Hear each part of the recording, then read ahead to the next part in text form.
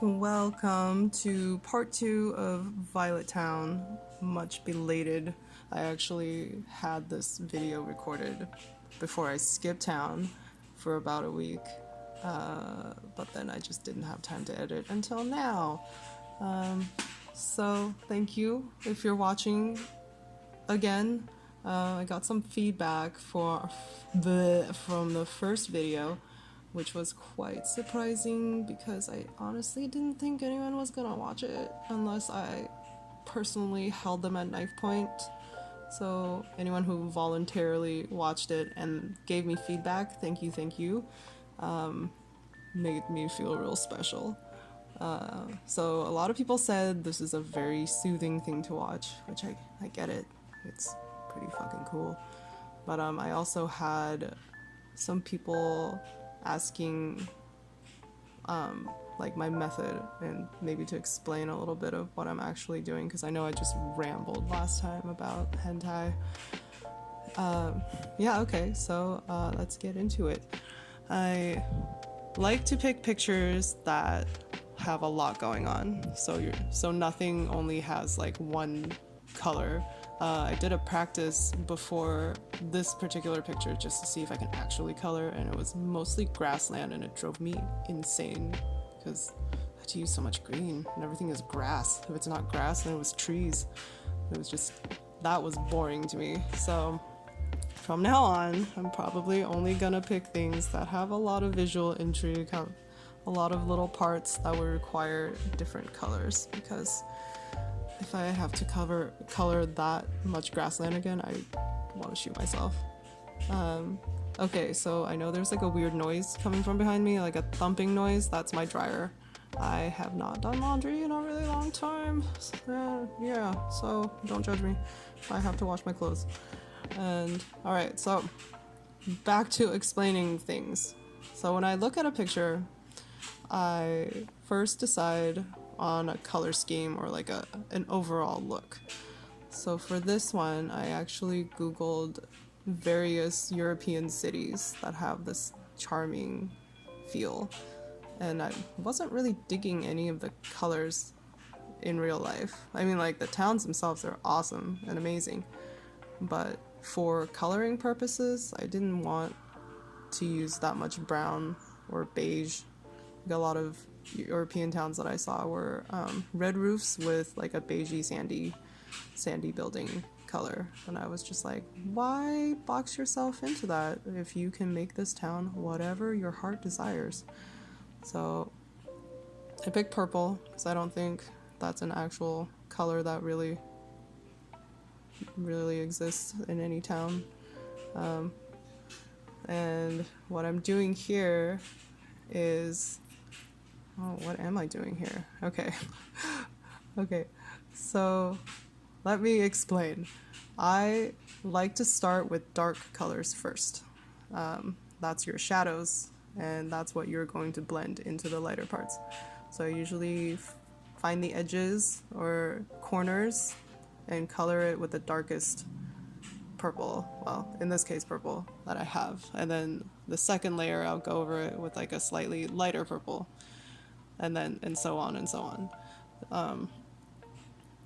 When you're working with like a set of colors, I usually pull out all the colors that are in that family. So doing this picture, I pulled out everything that was purple, and so I can just grab them on the go. Unfortunately, the caps on these markers aren't very accurate, so going into this, I wasn't really sure if I was getting the color that I actually wanted. It was trial and error. Like, could have made a swatch. Actually, I did make a swatch, but then I forgot that I made a swatch, so that was pointless. So anyway, on the left there, you'll see two markers. Oh, now I took one. But the colors, see, the purpley, the lilac, violet, whatever you want to call it, look very similar, but they're actually not that similar when you color. One of them is a lot darker. So when that happens, I kind of just go with it anyways, and you can always blend it in, like, no problem. the only thing I was concerned with is that I didn't want all the roofs to be the same tone purple. Like I wanted some of them to be warmer and some of them to be a little more blue. I think most of them turned out to be kind of blue because I wasn't paying attention. I was just going from dark to medium to light, or in this case, just dark to light. And when you're layering colors, always go over the darker one.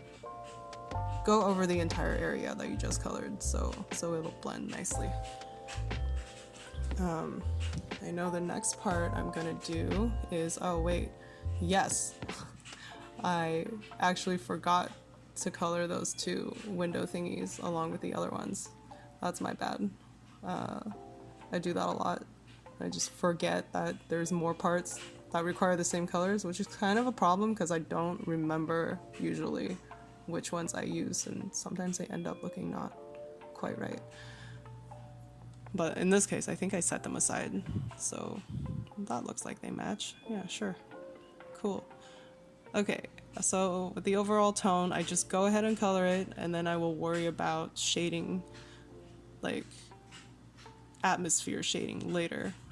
That'll come in probably part 6, 7. I don't know how many parts this is gonna take, but I'm speeding this up like 300%, and they're still 10 minutes long each. I think it's about 40 minutes to an hour of coloring per video. Yeah, okay, so what else about my method? Okay. Oh, somebody asked if I color by section. I obviously don't. I just kind of skip around so I don't get bored.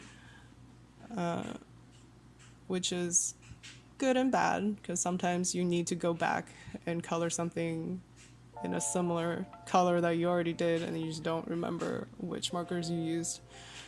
I try not to do that, but you know, I have a bad memory. And okay, so coloring leaves. I have something to say about coloring leaves. I like to color them individually and with at least two kinds of green to make it look alive. That's probably the only detail that I'm attentive to, because I don't like it when trees are just blobs. It's easier, but give me a challenge. But, you know, looking at those fruits in the corner, I'm like, ooh, too much of a challenge maybe. I don't know. Okay, so for these bricky archway things, I was not expecting this pink to be that bright. I was expecting, oh god, that's my dryer, it's done, but it's not. My dryer likes to pretend it's done, but then everything is still wet. Okay, hold up. Okay, I forgot to pause the video while I went to take care of the dryer, so I don't know how many minutes I missed. So let's backtrack a little bit. Alright, so I started coloring these bricks thinking that it was gonna be kind of sandy colored and like muted, not this weird vibrant Lisa Frank pink, but it's alright, like I don't hate it. So in the meantime, I'm just gonna let it sit the way it is, and usually what I do is after everything has been colored in, I'll go over certain parts again with like a cool gray or a warm gray, depending on what looks best to tone it down a little bit. Now, these markers are very sharp. Like I'm used to Copic colors, which is quite soft, and these markers are just like, whoa, I'm gonna punch you in the face with my vibrancy. Oh, speaking of Copics, I came back with a set of new Copics because my friend was cleaning out her stuff. I was gonna say hoard, but I'll just say stuff. And she has some Copics that she never plans on using ever again, so my gain. Alright, so for this building, I actually did not want it to be purple at first. I don't know why I decided to do that, but I added that hot pink shading to make it look slightly different from the roofs, but it kind of got eaten. So the fun thing is you can just go over it again to bring it out. You can do this over and over. just watch out that this paper bleeds, or not bleeds, it like drinks the colors up. So on the back, that's why I have that backing sheet, so it doesn't get all over my desk. When you're shading, you can always go for more outrageous-y colors, because you can always blend it in with more neutral ones. It'll give it a little bit of a pop. Yeah, I don't know why I chose that color, because looking at it now, I think I would have gone with something contrasting to purple, like a yellowy toned something or another. Yeah, so that is my method. There is no method. I just kind of go with it, and whatever strikes my fancy at the moment, I'll do it, and no regrets. I don't even know what I'm gonna do with these after I'm done anyway, so it's all for fun. So thank you for watching part 2. Part 3 does exist.